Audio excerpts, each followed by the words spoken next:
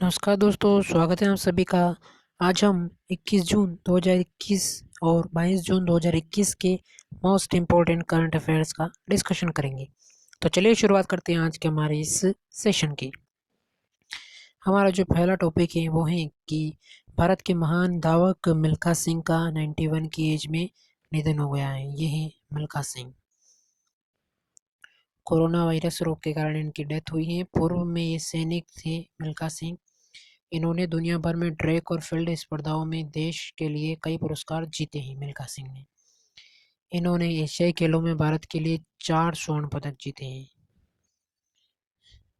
1958 Tokyo Asiad में 200 metre दौड़ में और 400 मीटर दौड़ इन्होंने जीती। और उसके बाद 1962 के जकार्ता एशियाड में 400 मीटर दौड़ और 4x400 मीटर रिले दौड़ में स्वर्ण पदक इन्होंने जीते।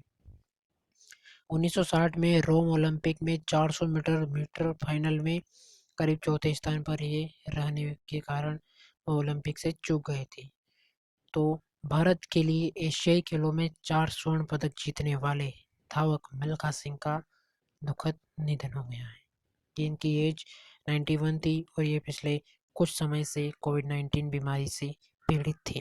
ठीक है, और इससे कुछ दिनों पहले ही इनकी वाइफ का भी निधन हो गया था, दुखद। तो ये हमारा पहला टॉपिक कंप्लीट होता है। अब हम आगे बढ़ते हैं हमारे दूसरे टॉपिक की ओर, जो कि है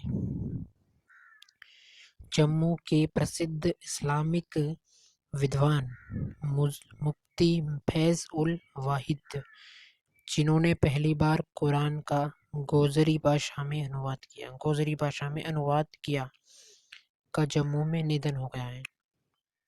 इन्होंने सिराज मुनीरा, अहकाम ए मैयत, नमाज का मसाइल, कुरान और हदीस की रोशनी में सहित कई पुस्तकों की रचना की थी। मुफ्ती फैज उल वहीद ने, जिनका निधन हो गया है जम्मू में। अब गुर्जरी क्या होती हैं इसके बारे में हम जानते हैं, जिसे हम गोजारी या गोजरी भी कहते हैं। गुर्जरों और भारत, पाकिस्तान और अफगानिस्तान की अन्य जनजातियों द्वारा बोली जाने वाली इंडो आर्यन की एक किस्म है गुर्जरी भाषा। मुख्य रूप से जम्मू और कश्मीर, हिमाचल प्रदेश, हरियाणा, उत्तराखंड, राजस्थान, गुजरात, पंजाब, दिल्ली और भारत के अन्य हिस्सों में यह भाषा बोली जाती है, गुर्जरी भाषा। तो कुरान का गुर्जरी भाषा यानी कि गोजरी या फिर गुजारी भाषा में अनुवाद करने वाले मुफ्ती फैज उल वहीद का निधन हो गया है, दुखद निधन हो गया है। तो ये हमारा सेकंड टॉपिक कंप्लीट होता है। अब हमारा जो तीसरा टॉपिक है वो है यूनाइटेड नेशंस ग्लोबल कॉम्पैक्ट ने रिन्यू पावर के अध्यक्ष और एमडी सुमंत सिन्हा को स्वच्छ और सस्ती ऊर्जा तक पहुंच को आगे बढ़ाने के उनके काम के लिए 10 एसडीजी पायनियर्स 2021 में से एक के रूप में मान्यता दी है। अध्यक्ष एमडी सुमंत सिन्हा को ये यूनाइटेड नेशन ग्लोबल कॉम्पैक्ट ने रिन्यू पावर के अध्यक्ष को यह मान्यता दी है। एसडीजी पायनियर्स संयुक्त राष्ट्र ग्लोबल कॉम्पैक्ट द्वारा सतत विकास लक्ष्यों को आगे बढ़ाने के लिए एक असाधारण काम करने के लिए चुने गए व्यापारिक नेता हैं। ठीक है, तो यह हमारा टॉपिक भी कंप्लीट होता है एमडी सुमंत सिन्हा की नई नियुक्ति के बारे में। अब हम आगे बढ़ते हैं हमारे नेक्स्ट टॉपिक की ओर, जो कि बुक्स के बारे में। केंद्रीय माध्यमिक शिक्षा बोर्ड, central board of secondary education CBSE हर साल 19 जून को राष्ट्रीय पठन दिवस यानी कि नेशनल रीडिंग डे मनाते हैं। रीडिंग हम बुक्स की करते हैं। तो 19 जून को सीबीएसई द्वारा प्रतिवर्ष राष्ट्रीय पठन दिवस यानी नेशनल रीडिंग डे मनाया जाता है। यह दिवस केरल में पुस्तकालय आंदोलन के जनक स्वर्गीय पी.एन. पनिकर के सम्मान में हम बनाते हैं, पी.एन. पनिकर के सम्मान में, और इनकी पुण्यतिथि 19 जून को पड़ती है। 2021 में 26वां राष्ट्रीय पठन दिवस हम मना रहे हैं। और 19 जून के बाद के जो सप्ताह आते हैं उसको पठन सप्ताह के रूप में, और 18 जुलाई तक के पूरे महीने को हम पठन माह के रूप में मनाते हैं। यानी कि हम प्रतिवर्ष 19 जून को राष्ट्रीय पठन दिवस मनाते हैं। इसके बाद जो पूरा सप्ताह आता है 19 जून से लेकर उसके एंड तक, वो पूरा सप्ताह हम पठन सप्ताह के रूप में मनाते हैं। और 19 जून से 18 जुलाई तक का जो पूरा माह आता है उसको हम पठन माह के रूप में मनाते हैं। सीबीएसई द्वारा प्रतिवर्ष राष्ट्रीय पठन दिवस मनाया जाता है। और पहला जो पठन दिवस 1996 में आयोजित किया गया था, 19 जून 2017 को पहला पठन समारोह 1996 में आयोजित हुआ था। और 19 जून 2017 को प्रधानमंत्री ने 22वें राष्ट्रीय पठन समारोह का शुभारंभ किया। और 2022 तक के सभी नागरिकों के बीच पढ़ो और बड़ों के संदेश को फैलाने के लिए एकता का आह्वान किया। तो 1996 में पहला पठन दिवस समारोह आयोजित हुआ था। ठीक है, तो ये हमारा पठन दिवस के ऊपर टॉपिक कंप्लीट होता है। अब हम आगे बढ़ते हैं हमारे नेक्स्ट टॉपिक की ओर, जो कि है दिल्ली के बारे में। दिल्ली के मुख्यमंत्री अरविंद केजरीवाल ने अगले 4 हफ्तों के लिए दिल्ली में कोविड-19 के खिलाफ 45 से ऊपर के सभी लोगों का टीकाकरण करने के उद्देश्य से जहां वोट वहां टीकाकरण नामक अभियान शुरू किया है। दिल्ली के मुख्यमंत्री श्री अरविंद केजरीवाल ने दिल्ली में 45 साल से ऊपर के करीब 57 लाख लोग हैं। कितने हैं? 57 लाख पीपल्स। इनमें से 27 लाख को पहली खुराक लग चुकी है और बाकी के 30 लाख जो बचे हुए हैं उनको पहली खुराक से टीका लगाया जाएगा। इसके लिए बूथ स्तर के अधिकारियों यानी कि बीएलओ को प्रशिक्षित किया जा रहा है। बीएलओ हर घर पहुंचेंगे और 45 साल से ऊपर के लोगों से पूछताछ करेंगे। ये अधिकारी निकटतम बूथ पर टीकाकरण के लिए स्लॉट की जानकारी भी देंगे। यदि कोई व्यक्ति टीकाकरण में जाने से इनकार करता है तो बीएलओ उन्हें अनुरोध करेंगे, उस बारे में उन्हें समझाएंगे। और दिल्ली के यदि मुख्यमंत्री की बात करें तो वो तो अरविंद केजरीवाल ही हैं, लेकिन यदि दिल्ली एक यूनियन टेरिटरी है तो इसके जो उपराज्यपाल हैं वो हैं अनिल बैजल इसके उपराज्यपाल हैं। ठीक है, तो ये हमारा टॉपिक कंप्लीट होता है दिल्ली के नए अभियान के बारे में, जहां वोट वहां टीकाकरण अभियान के बारे में। अब हम आगे बढ़ते हैं हमारे नेक्स्ट टॉपिक की ओर, जो कि है भारतीय रिजर्व बैंक आरबीआई ने सेंट्रम फाइनेंशियल सर्विस लिमिटेड यानी सीएफएसएल को एक छोटा वित्त बैंक एसएफबी स्थापित करने के लिए सैद्धांतिक मंजूरी दी है, जो संकटग्रस्त पंजाब और महाराष्ट्र सहकारी बैंक यानी कि पीएमसी बैंक का अधिग्रहण करेगा। यानी कि आरबीआई ने सीएफएसएल को एक छोटा वित्त बैंक ऐसे भी स्थापित करने के लिए ये मंजूरी दी है, जो पीएमसी बैंक का अधिग्रहण करेगा। और इससे संचालन शुरू करने के लिए 120 दिन का समय मिलेगा। और पीएमसी बैंक के साथ सम्मेलन का एक प्रक्रिया है जिसमें सरकार द्वारा योजना की अधिसूचना शामिल होगी। पहले साल 900 करोड़ रुपए लगाएंगे ये पीएमसी बैंक में, और जिसका इस्तेमाल कारोबार शुरू करने और पीएमसी बैंक के अधिग्रहण के लिए करेंगे। 900 करोड़ रुपए की इक्विटी फंडिंग का दूसरा दौर अगले साल होगा। पहले साल 900 करोड़ लगेंगे और दूसरे साल भी 900 करोड़ लगाएंगे। तो ये हमारा टॉपिक कंप्लीट होता है पीएमसी बैंक के बारे में। अब हमारा जो अगला टॉपिक आता है वो आता है पीएमसी बैंक के ही बारे में थोड़ा और हम पढ़ते हैं। सेंट्रम को पीएमसी बैंक का अधिग्रहण करने के लिए रुचि की अभिव्यक्ति ईओएल के जवाब में किए गए प्रस्ताव के अनुसार सैद्धांतिक अनुमोदन दिया गया है। सेंट्रम और भारत पे के कंसोर्टियम ने पीएमसी बैंक और भारत पे दोनों पीएमसी बैंक का अधिग्रहण करने की रुचि व्यक्त की थी। भारत पे कंसोर्टियम और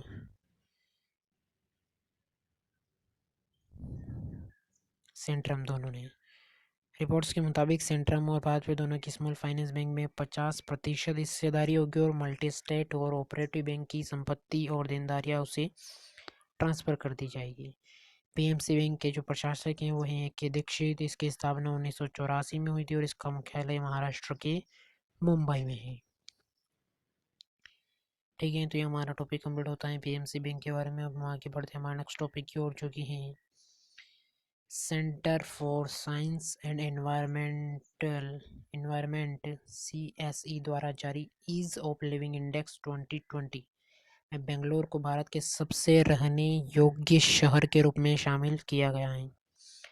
ease of living index 2020 Bharat के पर्यावरण राज्य 2020 नामक रिपोर्ट का एक हिस्सा है। बेंगलुरु के बाद चेन्नई, शिमला, भुवनेश्वर और मुंबई का नंबर क्रमशः आता है, जो कि शीर्ष 5 सर्वश्रेष्ठ रहने योग्य शहर हैं भारत में। रिपोर्ट के अनुसार जीवन स्तर को आसान बनाने के 4 मापदंडों पर आधारित ध्यान केंद्रित किया गया था, जिसमें कि जीवन की गुणवत्ता को शामिल किया गया था, आर्थिक स्थिति कैसी है उसे शामिल किया गया था, स्थिरता और नागरिकों की धारणा के बारे में। ये सभी मापदंड इसको रिपोर्ट को बनाने में तय किए गए थे। जीवन की गुणवत्ता, आर्थिक क्षमता, स्थिरता और नागरिकों की धारणा। प्रत्येक शहर को सभी मापदंडों में से 100 में से दर्जा दिया गया, यानी कि 100 अंकों में से कितने अंकों ने मिलते हैं उस हिसाब से उन्हें छाटा गया था। ईज ऑफ लिविंग इंडेक्स 2020 2018 में पहली बार लॉन्च होने के बाद इंडेक्स का यह दूसरा संस्करण था, यानी कि 18 में हुआ था और अब 2020 में हुआ है। ठीक है, अब हम आगे बढ़ते हैं हमारे नेक्स्ट टॉपिक की ओर, जो कि आता है अमिताभ घोष की एक बुक के बारे में। ज्ञानपीठ पुरस्कार से सम्मानित प्रसिद्ध लेखक अमिताभ घोष ने the Nutmeg's Curse Parables for a Planet in Crisis नामक पुस्तक लिखी है। ये जॉन मुर्रे द्वारा प्रकाशित किया गया है। पुस्तक जायफल की कहानी के माध्यम से आज दुनिया पर उपनिवेशवाद के प्रभाव के इतिहास के बारे में बात करती है। ठीक है, थोड़ा और जाने तो द्वीपों से यात्रा मानव जीवन और पर्यावरण के शोषण की व्यापक औपनिवेशिक मानसिकता पर प्रकाश डालती हैं, जो आज भी मौजूद हैं। घोष की कुछ अन्य कृतियाँ जो हैं वो हैं कि द ग्रेट डिरेजमेंट और बीज ट्रायोलॉजी, ये इनकी कृतियाँ हैं। और अभी जो पुस्तक लिखी है उसका नाम है the Nutmeg's Curse Parables for a Planet in Crisis, Amitabh Ghosh ने। अब हम आगे बढ़ते हैं हमारे नेक्स्ट टॉपिक की ओर, जो कि आता है विश्व संगीत दिवस का। विश्व संगीत दिवस हम हर साल 21 जून को मनाते हैं। यह दिन शौकिया और पेशेवर संगीतकारों को सम्मानित करने के लिए हम मनाते हैं। 120 से अधिक देश पार्कों, सड़कों, स्टेशनों, संग्रहालयों ऐसे अन्य सार्वजनिक स्थानों पर मुक्त सार्वजनिक संगीत कार्यक्रम आयोजित करके विश्व संगीत दिवस मनाते हैं। 1982 में पेरिस में ग्रीष्मकालीन संक्रांति के दिन विश्व संगीत दिवस की स्थापना हुई थी। फ्रांस के संस्कृति मंत्री जैक लैंग और एक फ्रांसीसी संगीतकार, संगीत पत्रकार, रेडियो निर्माता, कला प्रशासक और उत्सव आयोजक मैरिस फ्लेरेट द्वारा इसकी स्थापना की गई थी। विश्व संगीत दिवस की 1982 में पेरिस में ग्रीष्मकालीन संक्रांति के दिन। ठीक है, तो हम प्रतिवर्ष 21 जून को विश्व संगीत दिवस मनाते हैं। विश्व योग दिवस भी मनाते हैं हम इसी दिन। अब हम आगे बढ़ते हैं हमारा नेक्स्ट टॉपिक क्यों, जो कि आता है sustainable development solution network SDSN द्वारा जारी सतत विकास रिपोर्ट 2021 SDR 2021 के 6ठे संस्करण के अनुसार भारत को 60.1 के स्कोर के साथ 165 देशों में 120वां स्थान मिला है। स्वीडन और डेनमार्क के बाद फिनलैंड सूचकांक में सबसे ऊपर है। ठीक है, यानी कि सबसे ऊपर फिनलैंड है।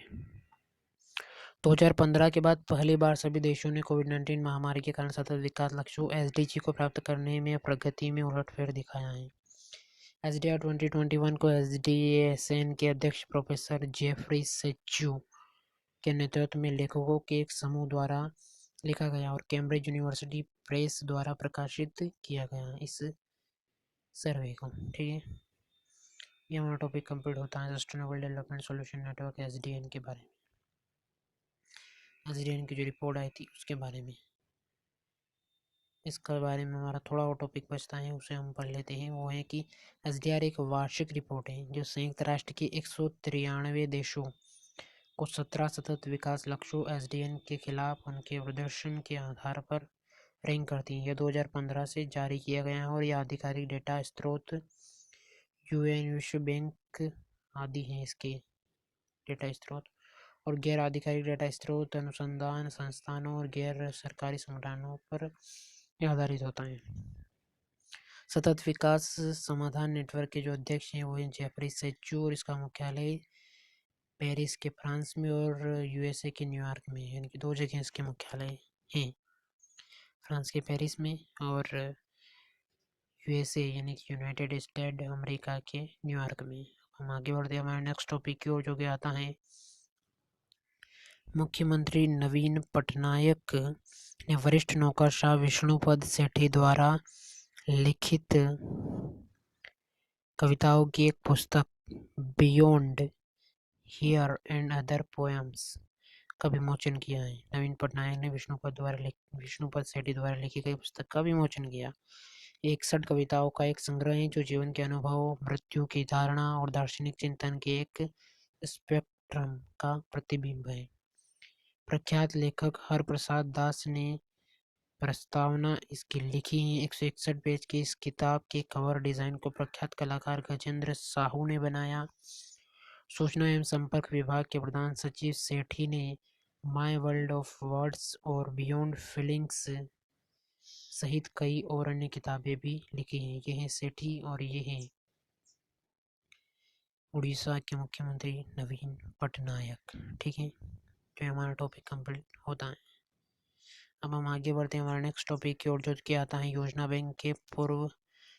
आयोग के पूर्व अध्यक्ष मोंटेक सिंह अहलूवालिया को विश्व बैंक और आईएमएफ द्वारा गठित एक उच्च स्तरीय सलाहकार समूह का सदस्य नामित किया गया है। समूह का नेतृत्व संयुक्त रूप से मारी पोंगेस्टू, सेला पाझरबा सियोग्लू और लॉर्ड निकोलस स्टर्न करेंगे। समूह का गठन विश्व बैंक और आईएमएफ द्वारा कोविड-19 महामारी और जलवायु परिवर्तन से उत्पन्न दोहरे संकट के कारण इसका गठन किया गया था। मारी पोंगेस्टू विश्व बैंक की विकास नीति और भागीदारी के प्रबंध निदेशक हैं। सेला पाझरबा सियोग्लू रणनीति और समीक्षा विभाग के अंतर्राष्ट्रीय मुद्रा कोष के निदेशक हैं। समूह में गीता गोपीनाथ भी शामिल होंगे। गीता गोपीनाथ ने आईएमएफ में एक आर्थिक परामर्शदाता और अनुसंधान विभाग के निदेशक के रूप में कार्य किया है। ठीक है, तो मोंटेक सिंह अहलूवालिया को विश्व योजना आयोग के पूर्व अध्यक्ष जो हैं उनको विश्व बैंक और आईएमएफ द्वारा गठित एक उच्च स्तरीय सलाहकार समूह का सदस्य नामित किया गया है मोंटेक सिंह अहलूवालिया को। अब हमारा जो लास्ट टॉपिक आता है वो योगा के बारे में आता है कि योगा का अभ्यास करने और योगा के कई लाभों के बारे में दुनिया भर में जागरूकता बढ़ाने के लिए हर साल 21 जून को विश्व योग दिवस पर अंतर्राष्ट्रीय योग दिवस मनाते हैं। विश्व स्तर पर यह अंतर्राष्ट्रीय योग दिवस मनाते हैं, इंटरनेशनल डे ऑफ योगा मनाते हैं। योग एक प्राचीन शारीरिक, मानसिक और आध्यात्मिक अभ्यास है जिसकी उत्पत्ति भारत में हुई थी। योग शब्द संस्कृत से लिया गया और इसका अर्थ है जुड़ना या मिलना, शरीर और चेतना के मिलन का यह प्रतीक है। योग की इस महत्वपूर्ण भूमिका को स्वीकार करते हुए इस वर्ष अंतर्राष्ट्रीय योग दिवस का जो थीम है वो है कल्याण के लिए योग, योगा फॉर वेलबीइंग। योग का अभ्यास कैसे प्रत्येक व्यक्ति के समग्र स्वास्थ्य को बढ़ावा दे सकता है, ये थीम है इसके बाद। ठीक है, इसके बारे में यदि हम थोड़ा और जाने तो भारत ने अंतर्राष्ट्रीय योग दिवस की स्थापना के लिए मसौदा संकल्प का जो प्रस्ताव है वो रखा था। इस प्रस्ताव का रिकॉर्ड 175 देशों ने समर्थन किया था यूएनए के, और इसकी सार्वभौमिक अपील को स्वीकार करते हुए 11 दिसंबर 2014 को संयुक्त राष्ट्र ने संकल्प 69 बाय 131 द्वारा 21 जून को अंतर्राष्ट्रीय योग दिवस के रूप में घोषित किया था 2014 में 11 दिसंबर को, ठीक है। और 2015 से इसे मनाया जा रहा है। अब हमारा जो आखिरी टॉपिक है वो भी योगा से ही जुड़ा हुआ है कि 21 जून 2021 को 7वें अंतर्राष्ट्रीय योग दिवस के अवसर पर प्रधानमंत्री नरेंद्र मोदी ने माई योगा मोबाइल ऐप का अनावरण किया। ऐप को विश्व स्वास्थ्य संगठन WHO और आयुर्वेद, योग और प्राकृतिक चिकित्सा मंत्रालय, यूनानी सिद्ध और होम्योपैथी यानी कि आयुष मंत्रालय, भारत सरकार के सहयोग से विकसित किया गया है माई योगा ऐप को। माई योगा ऐप के बारे में हम जाने तो माई योगा ऐप विभिन्न भाषाओं में कई योग प्रशिक्षण वीडियो और ऑडियो अभ्यास सत्रों के साथ पहले से लोड है। इसमें कई ऐसे वीडियो और ऑडियो हैं जिनके माध्यम से हम घर पर योगा कर सकते हैं बड़ी इजीली। अभी ये इंग्लिश और हिंदी में हम तक पहुंचता है। इसमें फ्रेंच भाषा भी है और आने वाले समय में इसमें संयुक्त राष्ट्र की सभी भाषाओं को उपलब्ध कराया जाएगा। इस पहल के माध्यम से पीएम मोदी सरकार का लक्ष्य एक विश्व एक स्वास्थ्य, वन वर्ल्ड वन हेल्थ के आदर्श वाक्य को प्राप्त करना है, ठीक है। तो इस ऐप के माध्यम से लोग बड़ी आसानी से अपने घरों पर योगा कर सकते हैं माई योगा ऐप के माध्यम से, ठीक है। तो ये हमारे 21 और 22 जून 2021 के most important current affairs complete होते हैं। धन्यवाद, शुक्रिया।